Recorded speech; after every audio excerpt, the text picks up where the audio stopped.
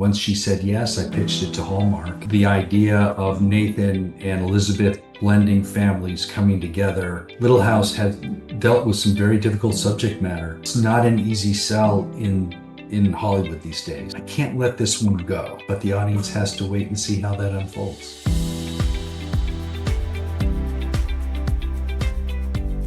Hi, everyone, and welcome back to the podcast. If you are a When Calls the Heart fan, you are in for a treat today. I am thrilled to chat today with co-creator and executive producer Michael Landon Jr. Thank you, Michael, for being here. Thanks for having me, Stephanie. I'm so excited to talk about season 12 of When Calls the Heart and your history with the show. In addition, I'm really excited to talk about one of your Angel Studios projects, Home to Harmony. And also, I just finished reading your new young adult novel, Literary Chaos. As a middle level educator, I had so much fun reading that this past weekend. So I'm excited to talk about that as well. So thanks for being here.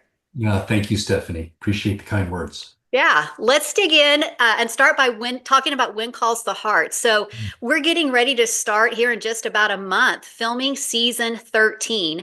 So as a co-creator and executive producer, what does your role and involvement look like now in the show? Yeah, so the journey has been long and very grateful for that. I wrote the 2 hour movie. I directed the pilot that became the launching pad for the TV series. I then wrote the first episode and directed the first 4 episodes. The bummer part in all of this actually is, without boring your audience, there's something called CAVCO, which is Canadian content. Okay. And it's part of the tax incentive process. So I'm actually the only American director that's ever worked on the series. I had to stop directing because it was eliminating the incentive, the tax incentive. So, Interesting. yeah, so as of right now, Brian and I were executive producers. And, the first year I spent 7 months away from home, which was actually pretty tough. Yeah. My kids were younger at the time, and after the first year, I stepped down, and there's been several amazing showrunners that have taken over since then, and they've crafted just a wonderful series. So as of right now, my role is to oversee certain aspects of production, speak into stories, kind of guide some of those aspects, and then just be a champion for the showrunner, who is Joy Gregory right now, who's doing Yeah. a fantastic job. Yeah, I got to speak with her at the end of season 12 Yeah. and just hear about season 12 from her, but also a bit about her vision for season 13. And am super excited to see what she brings to the new season as well.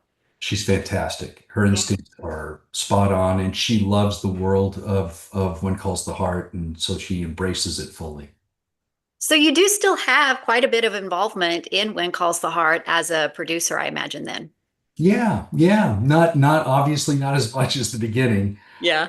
where it was 24/7. Um, but yes, very, very much involved championing this show. We love it. We Yeah. absolutely love it. Season 12, as a show that's been on for 12 seasons, I'm sure is always looking for a way to kind of reinvent itself. And in season 12, we had several new amazing sets from the train to both sets at Union City. We had Allie's birthday party. Can you talk about your reaction to seeing some or any of those particular new sets? Yeah, well, what it does is when your production team, which is basically your art department, which is made up of props, production designer, set dressing, when they knock it out of the park, it really opens up the storytelling and gives confidence to whoever the showrunner is, Joy Gregory, and the staff writers to imagine pretty much anything that fits into the world of When Calls the Heart. Yeah. Were there any of them as you're thinking of, like, I imagine having gone to HFR last season and getting to actually be at Jamestown, it was crazy amazing for me to see what that set looks like, but how they were able to totally transform it into something completely different. What was that like for you? Yeah, I mean, again, it's just it's the hires, it's the imagination of the production design team that takes what the written word says on the page and brings it to life. Mhm. And like you just alluded to, they did a fantastic job. Were there any storylines in season 12 in particular that were personal favorites for you? Well, obviously, the arc, Nathan Elizabeth arc, I think they're managing that really well. Like I mean, I know there's some people that are upset about the how the love story has unfolded for Elizabeth, and they're very vocal, some of them. But I actually think they've done a beautiful job with that relationship. It just expresses to me that it's not about words, it's about actions. And the idea of Nathan and Elizabeth blending families coming together, not necessarily for a romantic purpose, but for the purpose of family Hmm. coming first. And Hmm. that really touches my heart. Yeah. That I know that there was talks about how, and speaking with Joy and a couple of other people, there were different talks about how that cliffhanger would go. I know in one draft, Allie wasn't going to be able to go, and we ended with Nathan and Allie deciding to go with Elizabeth, which, like you said, really spoke to that blended learning or that blended family storyline. Could you talk about the goal of Elizabeth and Nathan's story in season 12? Hmm. Talk about the goal. Was it really about like just blending their two families?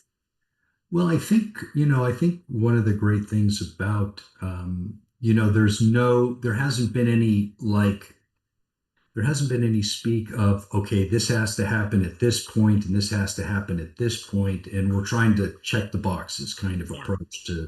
to storytelling. Excuse me. But it was more about just the natural progression of these two people coming together, not on anyone's specific timeline. Now I know there's a yearning for an engagement, proper engagement, and potential wedding. But the audience has to wait and see how that unfolds. And we know that they're in Cape Fullerton now, Yes. and that will be exciting to see how they navigate being away from Hope Valley, what Yeah. that looks like with the four of them there, who they may run into while they're in Cape Fullerton. So that's exciting to think about.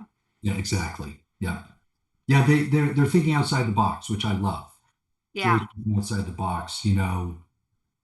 Big leap, pulling your lead character out of the world in which she's grounded in. Yeah. I think it's wonderful. I love though how that, it was a little bit of a, oh gosh, are they coming back? But then Elizabeth monologue let the audience know we're coming back. We don't know what that's going to look like, Yeah. to reassure everybody this is just temporary. Yes. Yeah. Any Absolutely. other personal favorite storylines of the season? That one really resonated with me. And just, tying in um, elements of what's really happening, during that time period. I love it. What about emotional or just touching moments in the season? It's with little Jack for sure. I mean, Mhm. to me, anytime your child is physically in danger, sick, those are tough times. And I love the way they handled it. Yeah. Yeah, that was very touching to me.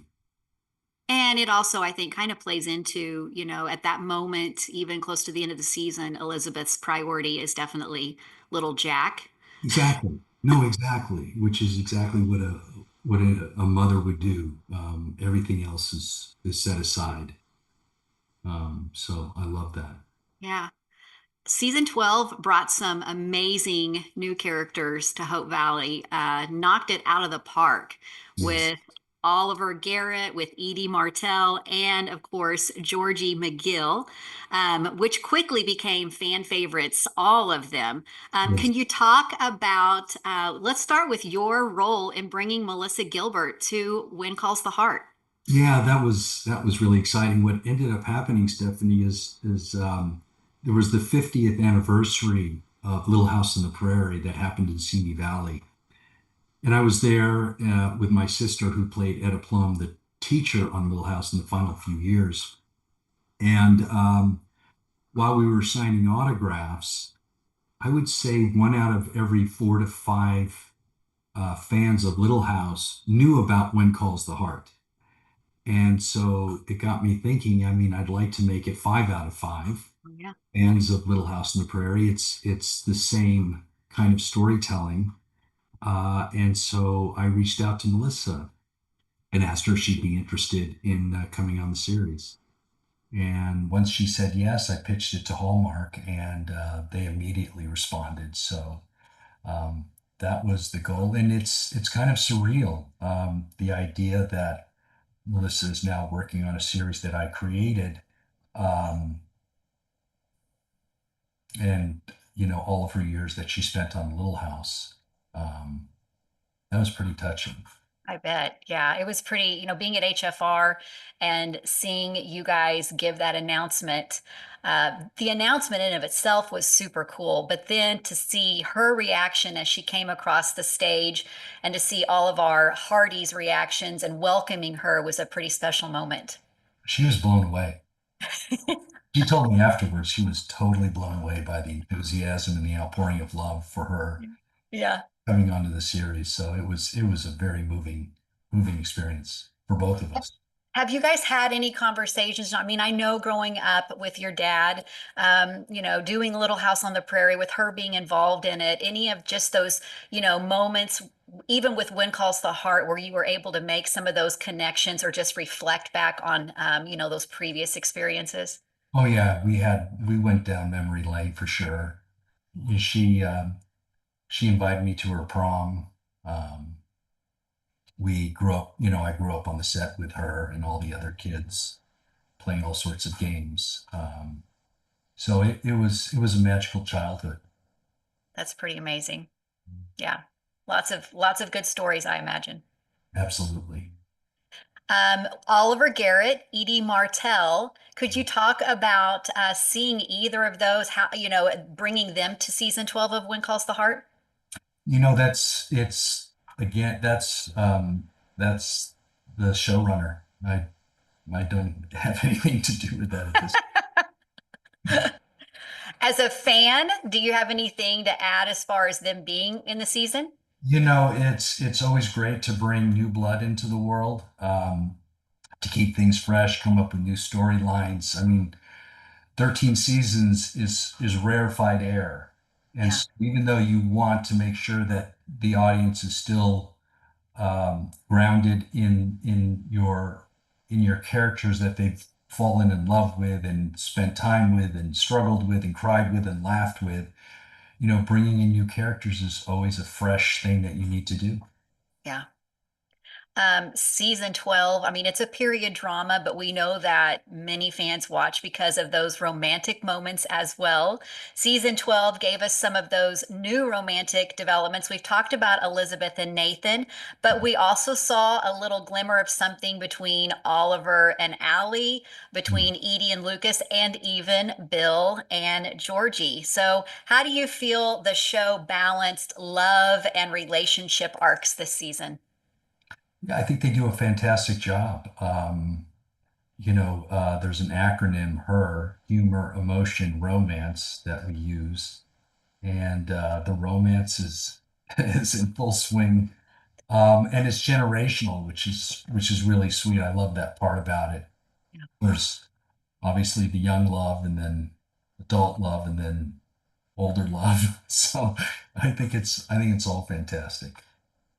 And I'm with you, having Bill and Georgie all the way down to just, Allie and Oliver and just these I love the little look at the end when Nathan picks up and Elizabeth, that there may be something there with Allie as well. It was fun to see that little moment with young love as well. So exciting to see. Yeah, absolutely. So I asked the directors, I got to, I think, visit with three of them during season 12, and I asked them the question if there was a particular story that they could have directed all the way through, what that might have been. If you were still in the writer's room for When Calls the Heart, is there a story you would have loved to have written all the way through this season? Or even a character? Well, I would have been Melissa. Good choice. Yeah, I would love to have directed her. I haven't Well, and had we've the opportunity to do that, so that's something I hope will happen someday. Yeah, yeah. Well, we've got hints that she'll be back for season 13, so we'll see how that goes. So, with the show renewed for season 13, what do you think it is about Hope Valley and its characters that continues to resonate so strongly with viewers? Well, I think for one, the show isn't cynical. Mm, Um, so much of what I turn on the TV, whether it's streaming or network or cable, there's a pretty good dose of cynicism, and I think it's just yeah, I think it's just the community rallying around each other, the authentic love, the chaste love. That's another thing. Um, hmm honestly, there's only so much graphic stuff that's it's such a turnoff to me. hmm And I think that chaste love is just a beautiful thing, and I think people love to experience that. Community obviously is very strong in this story and in the world of When Calls the Heart. So I think it's those elements.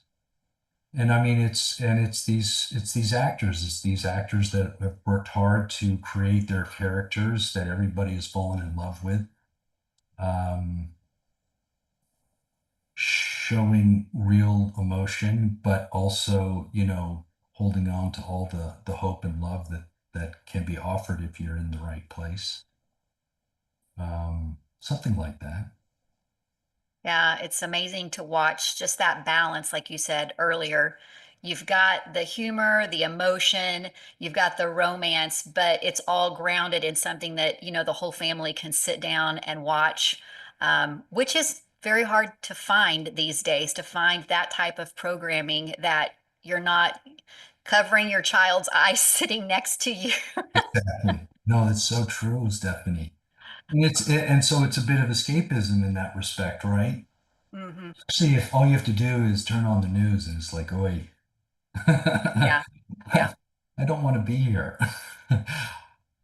But it's not so imaginary and like utopian that you don't avoid tackling tough topics like diabetes. Yes, That there's still those moments where reality is reality, and now how do we deal with them? spot on. You're absolutely right, Stephanie. And it was one of the things that I was really proud of my father. I mean, Little House had dealt with some very difficult subject matter, and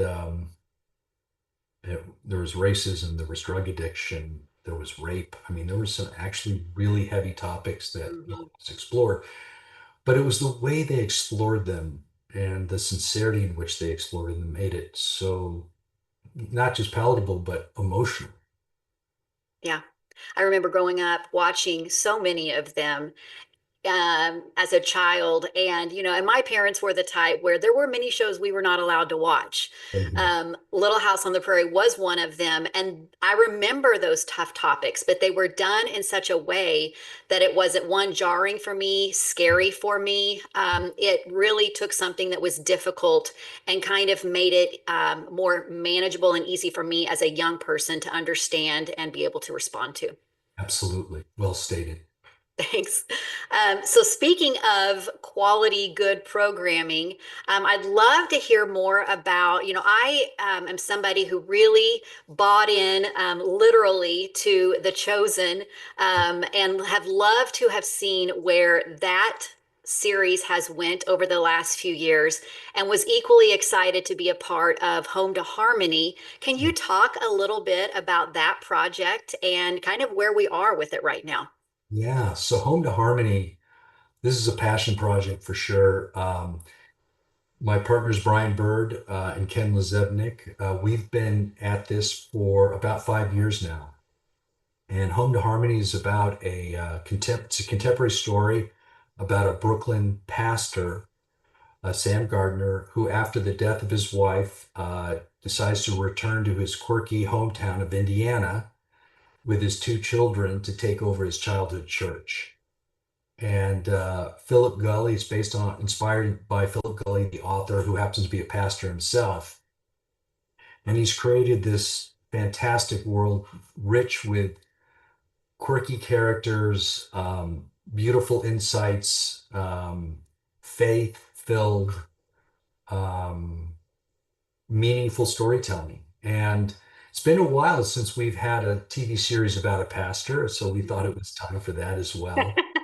And we actually had it set up at a major streamer. You know, the faith aspects of the storytelling sometimes um, they have a tough time dealing with. And so we went the untraditional route and we took Mhm. this project to Angel Studios, who isn't afraid of faith. Yeah. And thankfully the torch, which is the proof of concept that we had to create, resonated with the audience and voted in favor of proceeding forward.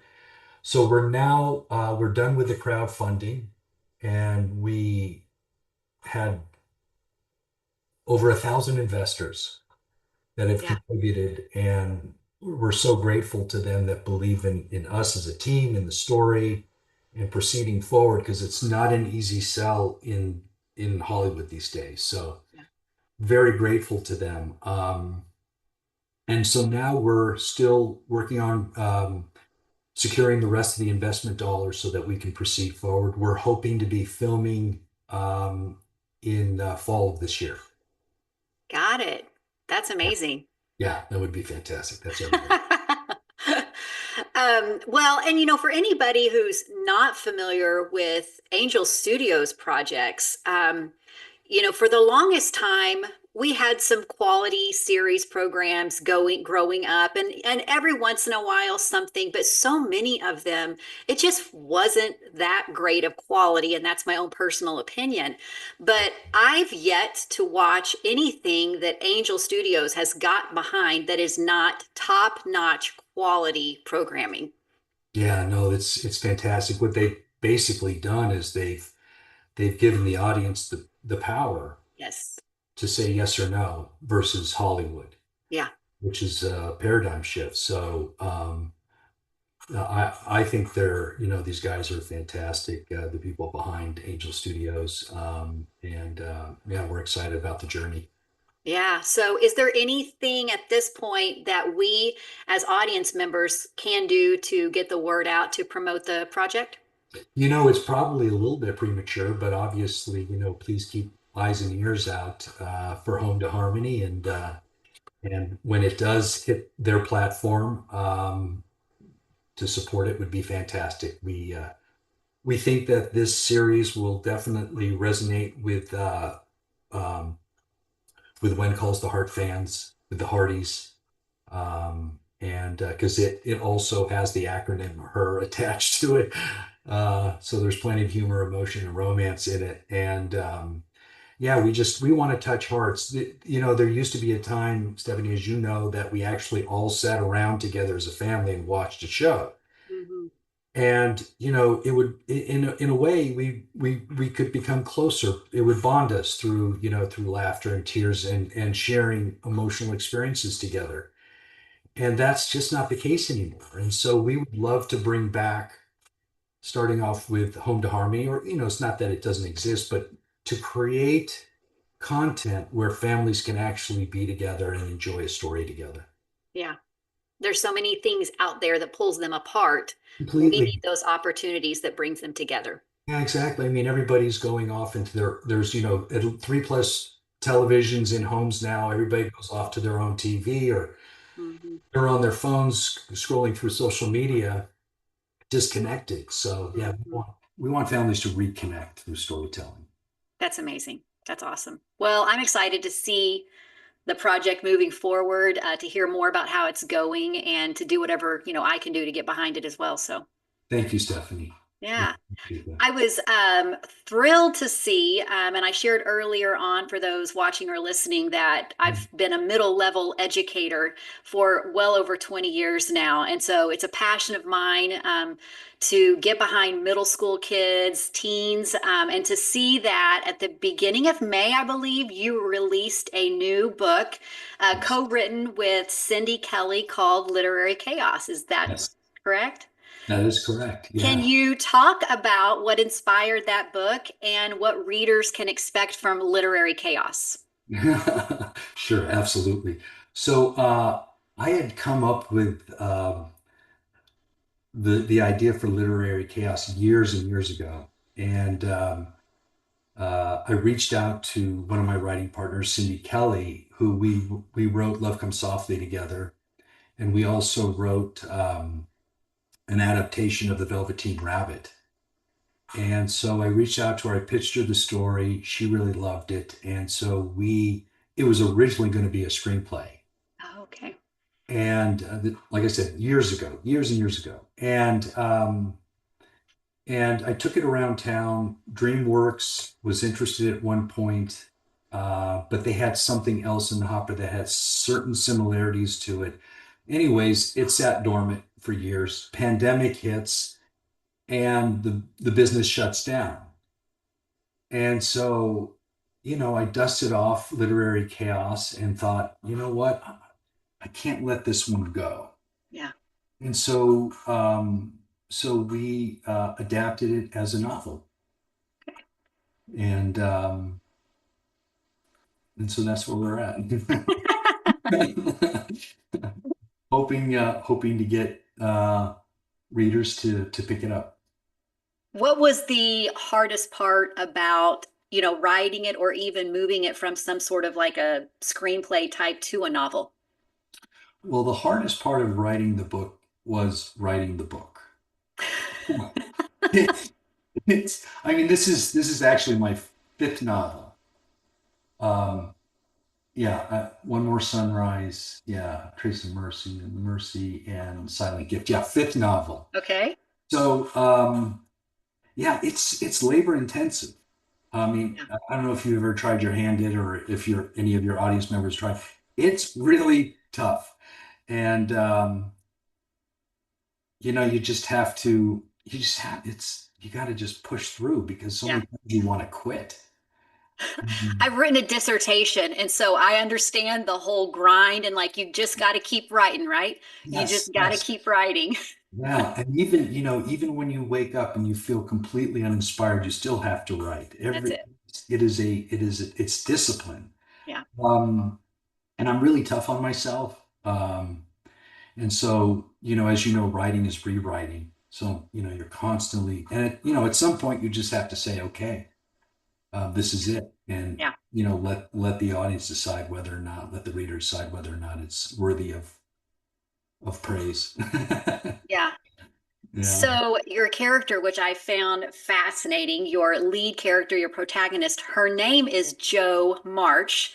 So, many of us that are familiar with classic literature are going to recognize Jo March from Little Women. And so, I'm curious, why you went that route with that name. Yeah. So, as we wanted to inject all sorts of classic literature into our storytelling and from all genres, hence the Yeah. title Literary Chaos. And so Josephine March, Jo March, like you had stated, Little Women, Louise May Alcott, um, there were similarities in their characters, Yeah. right? They're both wanting to be writers. Um, their love of books, of literature, they both speak their minds. So the Alcott's Josephine March kind of became the template for our Joe March. Yeah.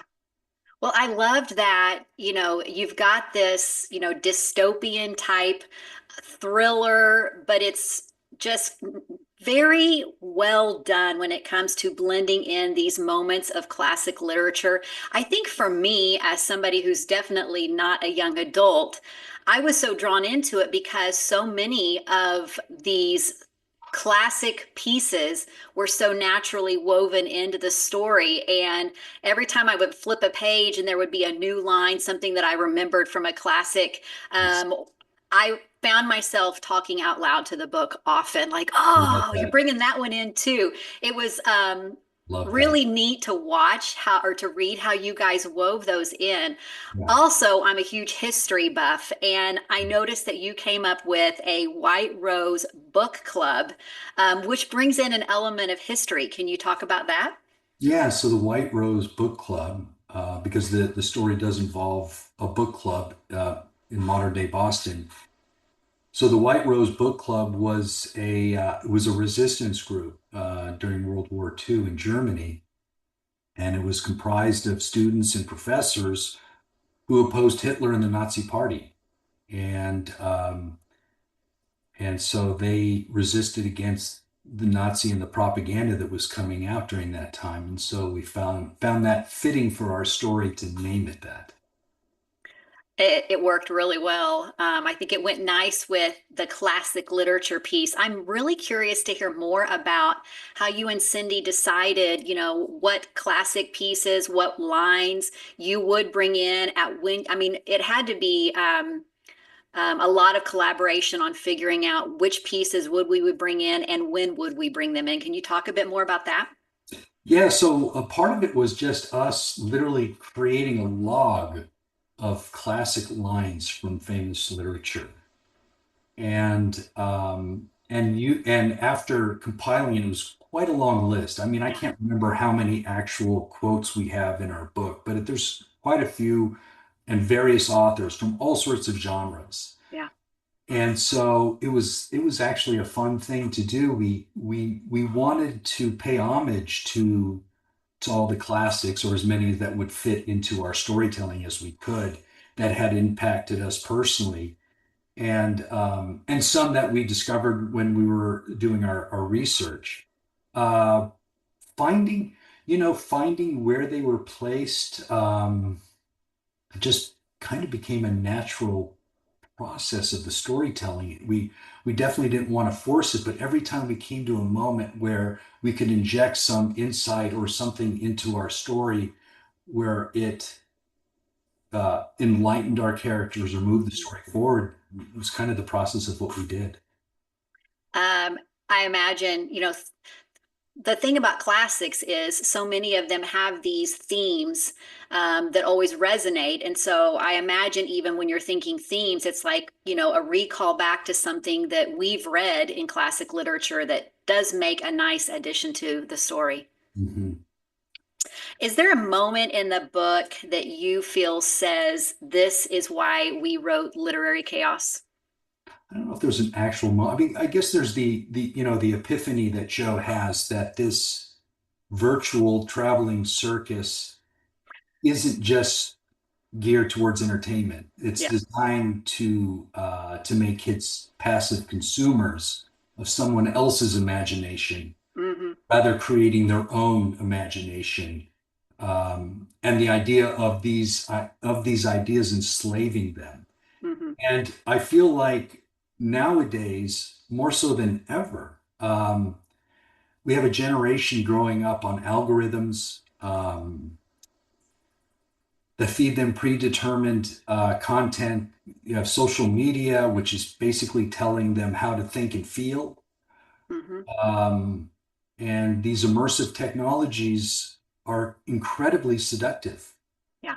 incredibly controlling, and Hmm. to a point where we don't fully understand it. And so the circus in this book is really a metaphor, if you will, for how easily young minds can be manipulated. Um, and and not to how to critically think for themselves. And so the classics are the anecdote to us. Mm, that's good. So when Joe and her friends turn to literature, it's these stories that have endured for generations. Mm, Um, they're they're accessing something that demands active participation on mhm, characters. Um, yeah, so we're really hoping to not only have people enjoy our novel, but that it'll inspire them to actually look into the classics because you actually have to dig to mhm, find meaning and to find mhm. truth in any of the great literature. And so we're kind of hoping that this is part of the outcome of what this novel will do.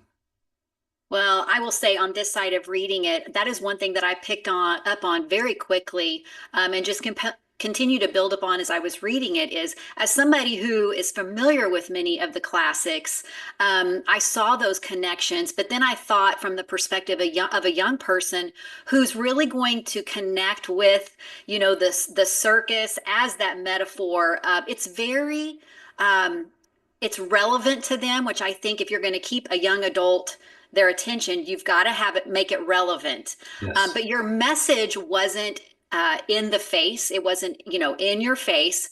But yes, I do hope and I believe that it will cause a young adult to go, I want to know more about these classics.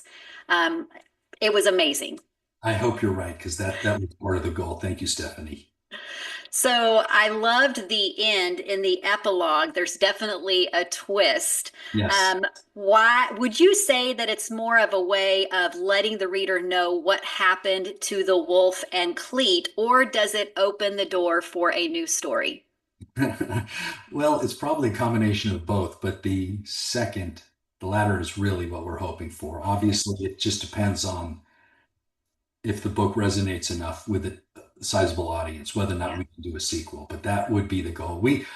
Both Cindy and I love living in this world and discovering stuff and just imagining. And so we'd love to return if the audience wants us to. Where can people purchase Literary Chaos? Amazon, definitely Amazon, and Barnes and Noble. Okay.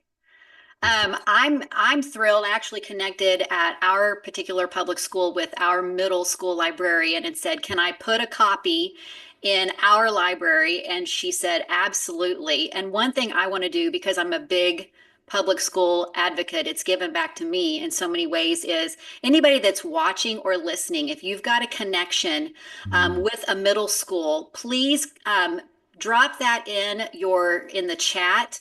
Let me know. I would love to donate a couple of these books to a public school library just to get, I mean, we're always looking for, there's so many books that I would be afraid for a young adult to read. This is yes. one that I loved and would love to support. So please, make a comment so we can get the word out on this book. Stephanie, thank you so much for that. And I would love to do the same if I can donate any books to any of the libraries. Oh, that's amazing. Well, I would love to do that. So thank you. Okay. Yeah. So, Michael, thank you so much for taking the time today to chat. It's always good to connect with those involved with When Calls the Heart, but also to hear about your passion project and this book that you've just completed. Thank you so much for your time. It was special. Thank you so much for having me, Stephanie. Appreciate Okay, all of the best going forward. it. Thank you. Same to you.